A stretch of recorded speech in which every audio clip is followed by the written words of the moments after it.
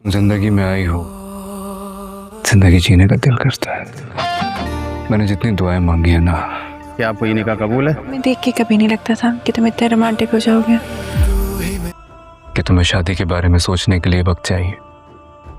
कबूल है। मुझे लगता है वो सारी दुआएं कबूल हो गई। हर खुशी, मेरी ये जिंदगी तुमसे मुकम्मल होती है। मेरे लिए बिल्कुल ऐसा था जैसे मैं सूली पे लटका पाऊँ।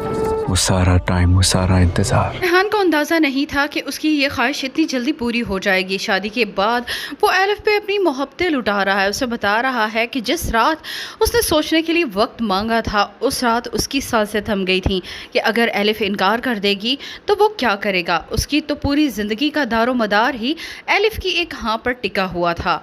एलिफ ये सारी बातें सुनकर मुस्कुरा देगी। एलिफ यहाँ पर सिर्फ एक ही बात बोलेगी कि वो कभी जानती नहीं थी कि सयान जैसा इंसान इतना रोमांटिक भी हो सकता है।